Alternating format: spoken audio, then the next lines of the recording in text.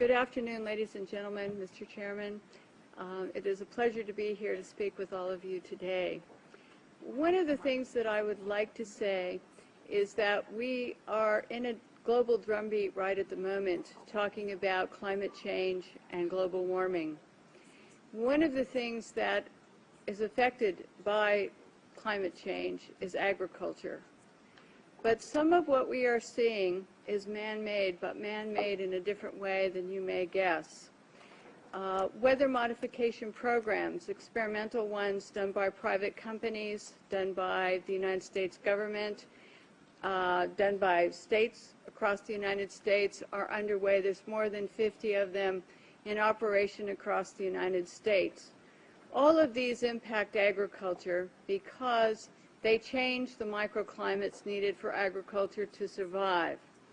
None of these programs that I know of today, and this is all public record, are available at any time with oversight, agricultural oversight or public oversight. These programs impact agriculture, and there are programs around the world, international corporations, are modifying our weather all the time, and they're modifying it in ways that cover thousands and thousands of square miles. Most of it is chemically altered, so that what happens is that we are putting chemicals, ground-based chemicals that are shot into the air, or chemicals coming from airplanes that change and modify our weather. So one of the things that I'm concerned about and that we need to address in the future is how these programs are impacting microclimates needed for our crops to survive and needed for pollination. If we change the growing season, the pollinators may not survive, and also our crops, our flowers, and our tree crops may not get the pollination needed. So one of my areas is looking at this situation to see if we can begin to put under control experimental and other types of weather modification programs. The other issue is that a lot of times we're talking about mitigation for climate change. It's rather an undefined term at this period of time. And so what happens is that many times we're talking about artificially putting chemicals like sulfur or particulates into the atmosphere in what they call geoengineering schemes to reduce and help the planet, supposedly, but help the planet to not go through such a tremendous global climate change and to mitigate global warming. However, the incidence of putting chemicals into our atmosphere is going to change and impact agricultural crop production. And if you take and you put up into our skies chemicals to reduce the amount of sunlight reaching the earth, you are going to begin to reduce crop production. Studies at the University of Illinois on corn crop production show reductions. Without the process of photosynthesis, whereby plants from direct sunlight gain the energy to grow, to produce crops, we are going to find ourselves, if we mitigate in that direction, impacting the crop production not only here in the United States but worldwide. One of the things that is impacting crop production right now in the United States and reducing photosynthesis and also impacting the ability of solar power panels to generate the type of power that they should is persistent jet contrails. NASA talks about persistent jet contrails as exacerbating global warming because they trap warmth in the atmosphere when they produce cirrus and man-made clouds. NASA also talks about that that these aircraft leaving persistent contrails are changing our climate. And when they change our climate to the degree that one jet can leave a persistent jet contrail which will spread across our skies from what this picture up here on my left on the screen looks like, which is a trail left by a jet, that trail can expand to 4,000 kilometers and last for 20 hours. This was unheard of in the early 60s and the 70s, and it wasn't until the late 1980s that there was a change and we started to have persistent jet contrails that persist. NASA studies show that part of our global warming problem could be attributed to these types of contrails and the jets that leave them. So one of the issues as we go through is, how do you like your skies, natural or man-made? And right now we are making man-made clouds, and this is trapping warmth in our atmosphere. The climate change that is produced by these jets, not all jets, mostly some non-commercial, but what happens to our skies is that we start to see the changes. The man-made clouds do trap the warmth, and they increase the humidity. This allows for pests to proliferate, diseases, molds, mildews, funguses, and viruses. This is a man-made cloud, ladies and gentlemen, and these pictures I took myself over Northern California, and this is a burst. This is where a jet left a huge plume, and then this turned in at the end of it to a burst, and this is not normal, never seen before in our county historically, and I was born and raised there. This is another picture showing the jet trail just before the burst. This is our skies, and I want you to know that what you're seeing now, a lot of times many scientists know, especially at NASA and in other areas, that the skies that we're seeing are not normal cloud formations. These are man-made. And what happens as we reduce the amount of sunlight in a form of global dimming, we reduce the solar power with these type of clouds, and we reduce photosynthesis, which is going to impact agriculture. The pictures look odd. The formations don't look like normal clouds that people have seen before historically. This is another type of man-made cloud, and what we have done and what you're seeing here is we have the photographs from the times that the jet leaves the first trail as a thin, spindly trail to where they form into these different types of cloud formations. All of you can start looking up and seeing this. What happens is that there are experiments, and there's a color, you can see some color in this photograph. And part of what we're doing also is we're sending up canisters. The United States government, NASA, the U.S. Air Force, is sending up canisters into the atmosphere filled with chemicals to modify and experiment with our ionosphere.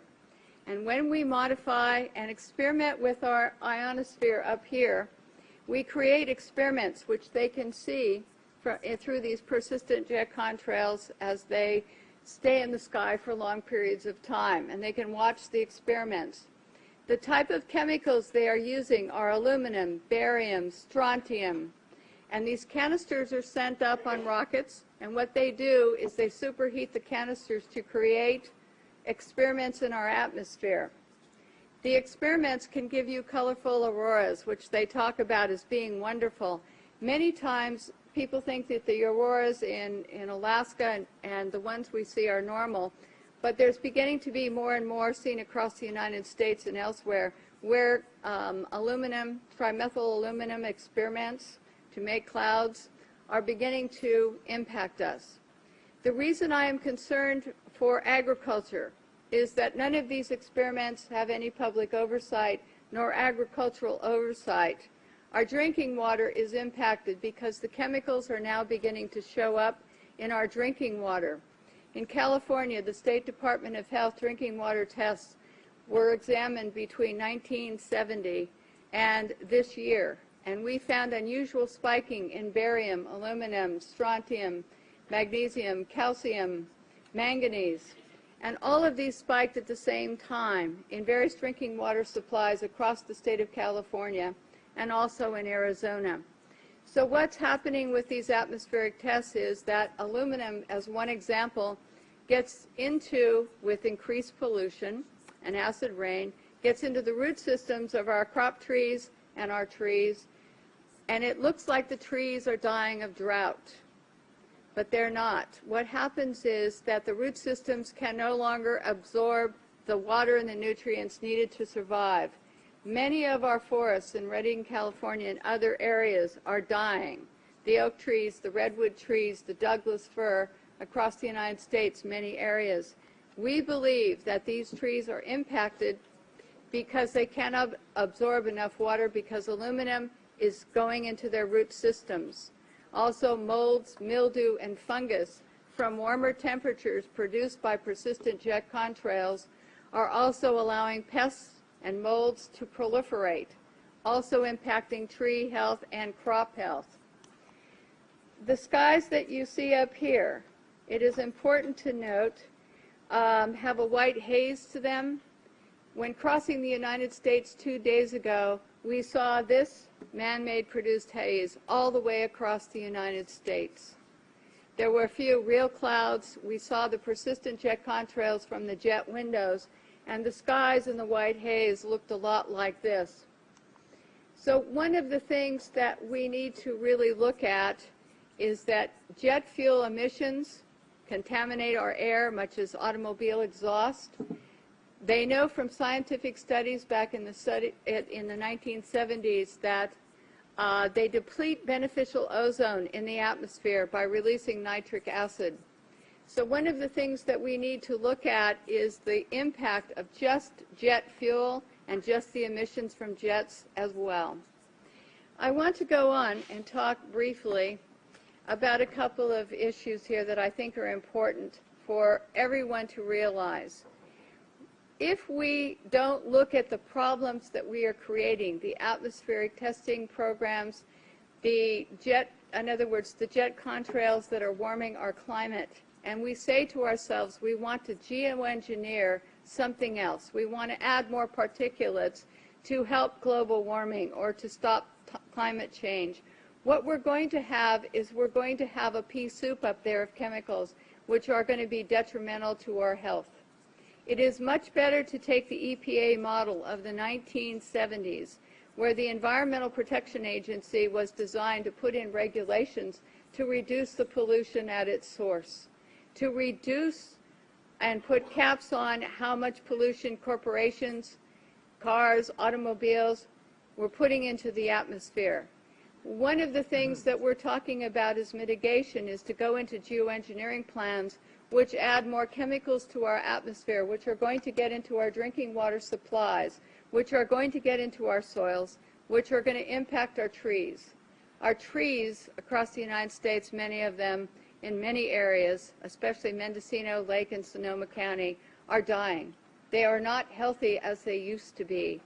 And this problem, having traveled across the United States into some other areas, seeing the pictures coming in from across the United States and other countries, we're finding that there's beginning to be an impact from all of these programs and all the chemicals in our skies. And so one of the things we need to think about and work for is reducing pollution. Alan Buckman from the California State Department in Fish and Game talked about microbes, and they're important to the environment. We have at our disposal already some technologies and already the wherewithal to begin to make the planet more healthy and to put it into a different perspective. But if we go to the geoengineering schemes that are waiting in the wings, thousands of them, to put the particulates up and sulfur, then we are going to be in trouble with agriculture across the United States and around the world.